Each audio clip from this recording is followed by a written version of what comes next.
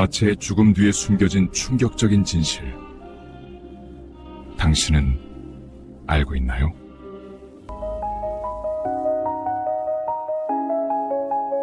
인류의 사상을 뒤흔들었던 위대한 천재, 프리드리히 니체. 그의 이름은 철학사의 한 획을 그은 거인의 대명사처럼 들리곤 합니다. 하지만 우리가 알고 있는 그의 마지막 순간과 죽음, 그리고 그 이후의 이야기가 어쩌면 한편의 충격적인 미스터리이자 감춰진 배신극의 서막이었다는 사실을 아시나요? 과연 우리가 익히 알고 있는 니체의 말년은 진실만을 담고 있을까요?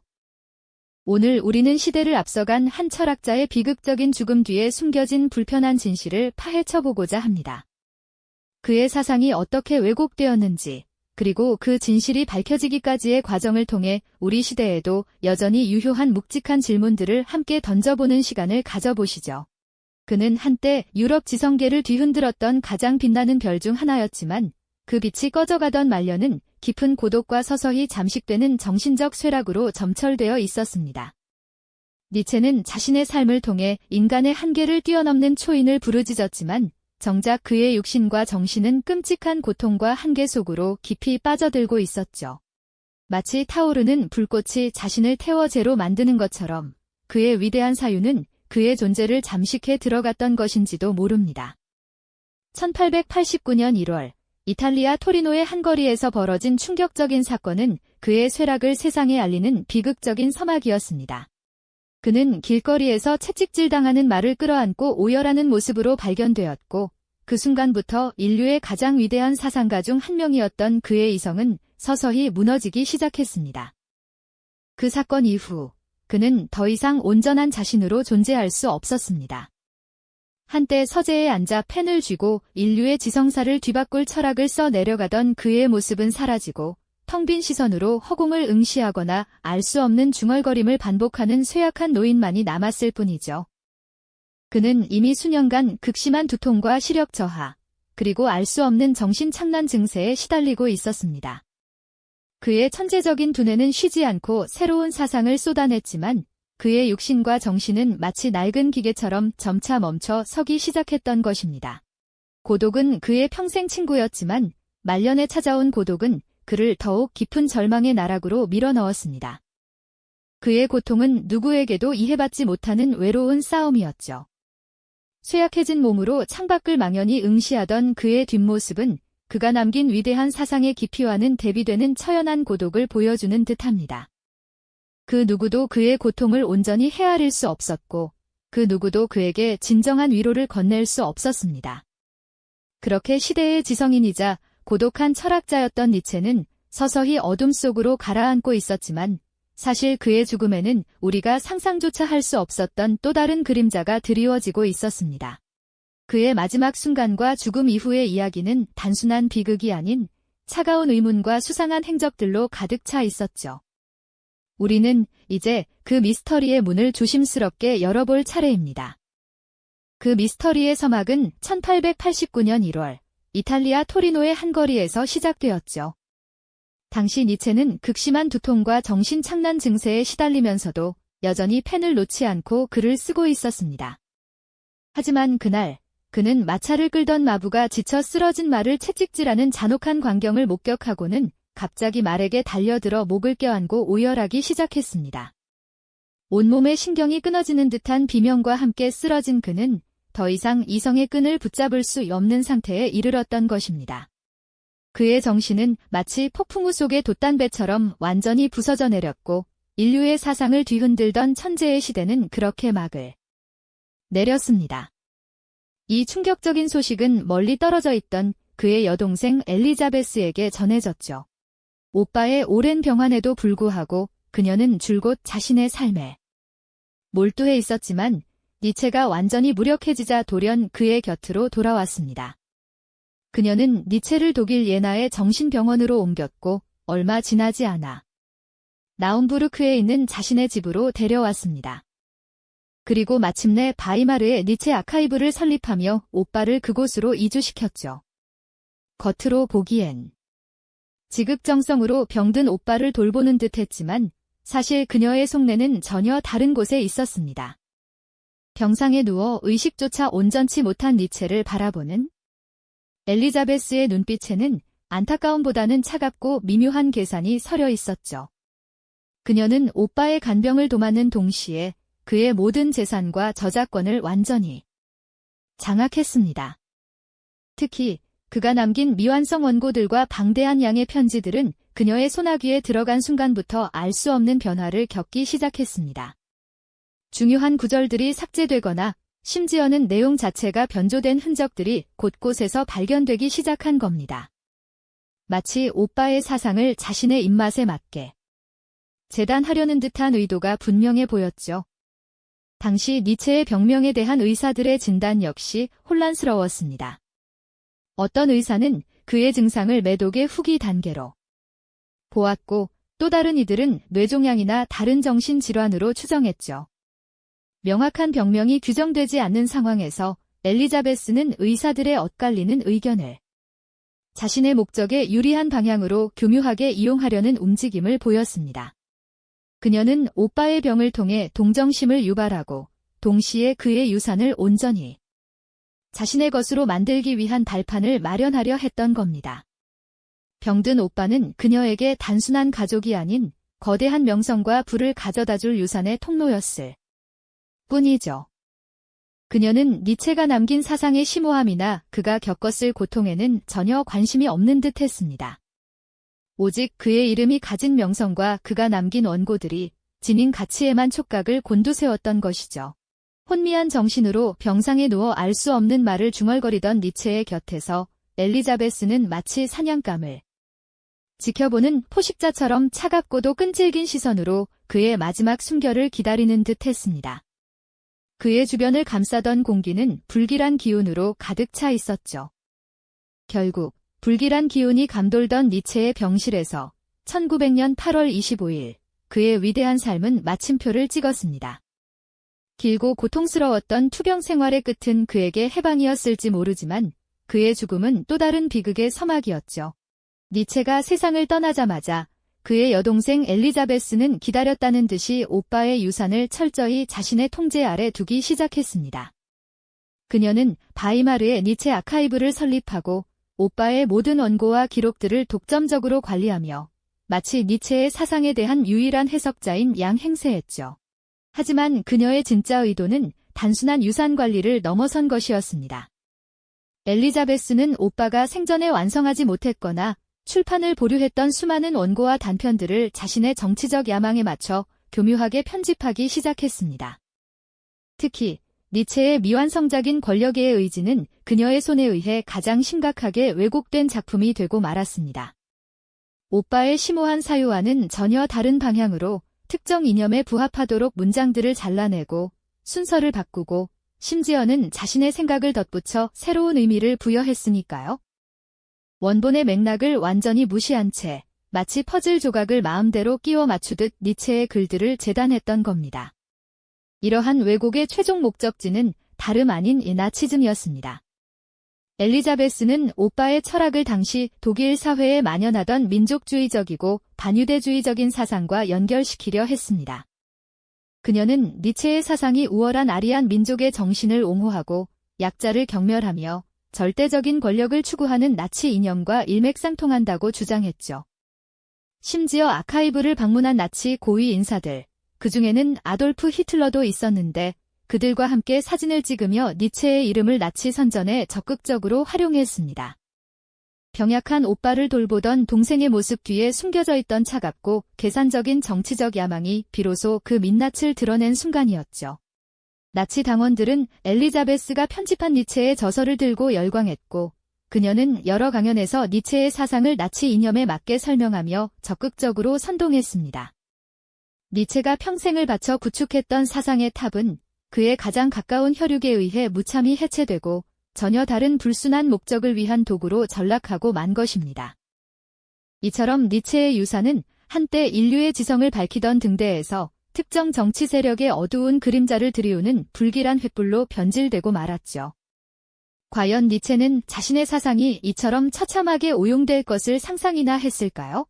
자신의 피부치가 자신의 이름을 이용해 역사의 가장 암울한 페이지를 장식하는 데 일조할 것이라고는 꿈에도 생각하지 못했을 겁니다. 엘리자베스의 이러한 행동은 단순한 오해나 실수로 치부할 수 없는 명백한 배신이었습니다. 그녀는 오빠의 명성과 영향력을 자신의 정치적 입지를 다지고 부를 축적하는 데 사용했으며 이 과정에서 니체의 철학이 담고 있는 진정한 메시지와 깊이는 철저히 외면되었습니다. 병상에 누워있던 오빠의 마지막 순간까지 차가운 시선으로 유산을 탐하던 그녀의 모습은 결국 이 모든 비극의 서막이었음을 우리는 이제 알 수 있습니다. 니체의 고독한 투병과 비극적인 죽음 뒤에 숨겨진 불편한 진실은 바로 가장 가까운 가족의 탐욕과 배신이었다는 사실이 드러난 거죠. 이것은 한 위대한 철학자의 개인적인 비극을 넘어 인류 사상사에 지워지지 않을 오점을 남긴 충격적인 사건으로 기록될 것입니다. 니체의 이름과 사상이 이렇게 역사의 어두운 그림자 아래 끌려 들어갔다는 사실은 정말이지 충격과 비통함을 동시에 안겨주는 대목입니다. 엘리자베스의 손에 의해 재편집된 그의 저서들은 본래의 철학적 깊이와는 동떨어진 채 나치즘의 폭력적 이데올로기를 정당화하는 도구로 둔갑하고 말았죠. 개인의 자유로운 사유와 자기 극복을 강조했던 니체의 목소리는 전체주의적 광기를 부추기는 왜곡된 선동으로 변질되어 울려 퍼지게 된 것입니다. 마치 거대한 바위에 새겨진 예술 작품이 한순간의 탐욕으로 인해 무참히 훼손되고 전혀 다른 의미로 변조되어 버린 것과 같달까요? 그녀의 이러한 행보는 니체 사상의 본질을 철저히 유린하는 것이었습니다. 니체가 그토록 경멸했던 맹목적인 국가주의와 우월주의가 아이러니컬하게도 그의 이름으로 포장되어 역사의 무대에 등장했던 것이죠. 엘리자베스는 오빠의 철학을 자신의 정치적 야망과 맞바꾸며 한 위대한 사상가의 유산에 지워지지 않는 오명을 남겼습니다. 니체가 평생을 바쳐 쌓아올린 지성의 성체는 가장 가까운 사람의 탐욕과 배신이라는 폭풍우에 휩쓸려 허무하게 무너져 내린 셈이죠. 이 비극적인 결말은 한 천재 철학자의 개인사를 넘어 인류 지성사의 크나큰 상처로 기록될 수밖에 없었습니다. 하지만 역사는 언제나 진실을 향해 나아가려는 움직임을 보입니다. 제2차 세계대전이 끝난 후 많은 학자들은 니체의 사상에 드리워진 나치의 그림자를 걷어내기 위해 고군분투했습니다. 그들은 엘리자베스가 편집하고 왜곡했던 니체의 원본 저작들을 끈질기게 발굴하고 분석했죠. 마치 흙먼지 속에 파묻힌 보물을 찾아내듯 학자들은 니체가 직접 쓴 편지들과 초고들을 비교하며 그의 진정한 의도를 파악하려 애썼습니다. 이들의 노력 덕분에 니체의 철학이 본래 지향했던 가치들이 서서히 다시 빛을 보기 시작했습니다. 엘리자베스에 의해 의도적으로 삭제되거나 의미가 변질된 구절들이 하나둘씩 제자리를 찾아갔던 것이죠. 니체는 결코 나치즘을 옹호하거나 인종차별을 주장한 적이 없습니다. 오히려 그는 당시 유럽 사회에 만연했던 반유대주의와 국가주의에 대해 비판적인 시각을 가지고 있었죠. 그의 사상은 개인의 삶을 긍정하고 스스로의 가치를 창조하며 끊임없이 자기 자신을 극복해 나가는 인간의 위대함을 역설하는 것이었습니다. 나치즘이 내세웠던 집단적 광기나 맹목적인 복종과는 완전히 대척점에 서 있었던 사상인 셈이죠. 학자들의 끈질긴 연구를 통해 니체의 진정한 메시지는 왜곡의 껍질을 벗고 비로소 세상에 온전히 드러날 수 있었습니다. 이처럼 니체의 사상이 원래의 의미를 되찾는 과정은 단순히 한 철학자의 명예를 회복하는 것을 넘어섭니다. 이는 역사 속에서 사상이 어떻게 오용되고 변질될 수 있는지를 보여주는 중요한 교훈이 됩니다. 우리는 니체의 사례를 통해 어떤 위대한 사상이라 할지라도 그것을 받아들이는 이들의 의도와 해석에 따라 얼마나 위험하게 변모할 수 있는지 깨닫게 되죠. 마치 깨끗한 물이 담긴 잔에 독극물이 섞이듯 순수한 진리마저도 특정 목적을 위해 얼마든지 오염될 수 있다는 사실을 말입니다. 니체의 비극적인 죽음과 그 이후 그의 유산이 겪었던 고난의 역사는 우리에게 묵직한 질문을 던집니다. 과연 우리는 눈앞에 제시되는 정보를 비판적으로 수용하고 그 이면에 숨겨진 진실을 탐구하려는 노력을 게을리하지 않고 있는가 하는 질문이죠. 사상과 유산이 가진 힘은 실로 막대합니다. 그것은 인류의 삶을 풍요롭게 만들 수도 있지만 반대로 파괴적인 결과를 초래할 수도 있습니다. 그렇기에 우리는 지적인 겸손함과 함께 진실을 지키려는 용기를 가져야 할 것입니다. 한 위대한 철학자의 사상이 가족의 탐욕과 정치적 야망에 의해 처참하게 유린된 비극은 결코 잊어서는 안 될 역사의 경고 등으로 우리에게 남아 있습니다. 우리에게 진실을 똑바로 마주할 준비가 되어 있는지를 묻는 섬뜩하고도 중요한 물음이죠. 하지만 역사는 언제나 진실을 향해 나아가는 법이죠. 비극적인 니체의 말년이 드리운 어둠 속에서도 그의 사상을 왜곡했던 그림자를 걷어내려는 숭고한 노력이 시작되었습니다. 제2차 세계대전이 끝난 후 많은 학자들은 니체의 유산에 드리워진 나치의 오명을 벗겨내기 위해 혼신의 힘을 다했습니다. 그들은 니체의 원본 저작들을 꼼꼼하게 연구하며 엘리자베트가 편집하고 조작했던 부분들과 면밀히 비교하기 시작했죠. 마치 고고학자들이 흙먼지 속에서 진정한 유물을 발굴하듯 그들은 왜곡된 텍스트 아래 숨겨진 니체의 본래 사상을 찾아 헤맸습니다. 엘리자베트가 니체의 원고에 덧칠하거나 특정 구절을 삭제하고 심지어는 자신의 정치적 목적에 맞게 단어를 바꿔치기 했던 충격적인 사실들이 하나둘씩 세상에 드러나기 시작했습니다. 그녀가 니체의 초인 우버먼스치 개념을 나치즘의 우월주의와 연결시키고 권력의 의지 밀러주어 막트를 폭력적인 지배 논리로 변질시켰던 모든 행위들이 백일화에 드러났죠. 진실의 빛이 어둠을 걷어내자 사람들은 니체의 철학이 얼마나 교묘하게 오용되고 변질되었는지 깨달으며 경악을 금치 못했습니다. 니체의 사상은 결코 특정 인종의 우월성을 주장하거나 폭력적인 독재를 옹호하는 것이 아니었습니다. 오히려 그는 개개인의 주체적인 삶과 자기 극복, 그리고 고정된 도덕적 가치에 대한 비판적 사유를 강조했던 철학자였으니까요. 엘리자베트의 행위는 니체의 철학에 지울 수 없는 오명을 남겼지만 다행히도 후대 학자들의 끈질긴 노력 덕분에 그의 사상은 본래의 의미를 되찾을 수 있었습니다. 그들은 니체의 복잡하고 다층적인 사유를 재해석하며 그가 진정으로 추구했던 인간 정신의 자유와 창조적 삶의 가치를 재조명했죠. 마치 훼손된 명화를 복원하듯 학자들은 니체 철학의 진정한 아름다움을 다시금 세상에 선보였습니다. 이제 우리는 니체의 사상이 단순히 과거의 유물이 아니라 현대사회에도 여전히 깊은 통찰과 영감을 주는 보편적인 가치를 지니고 있음을 알고 있습니다. 우리의 사고를 확장하고 삶의 의미를 탐색하며 스스로를 극복해 나가는 데 필요한 지혜를 제공하고 있는 것이죠.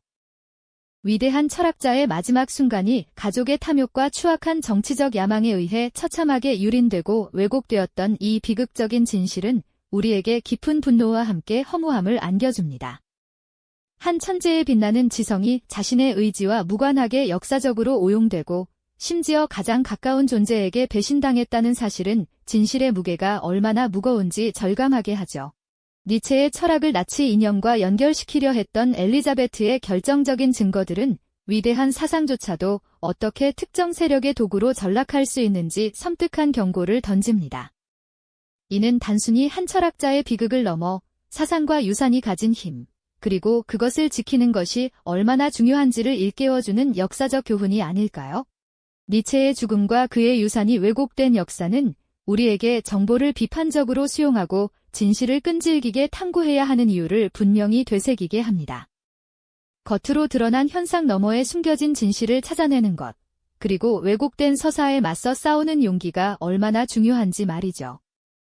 우리는 과연 진실을 똑바로 마주할 준비가 되어 있는 걸까요?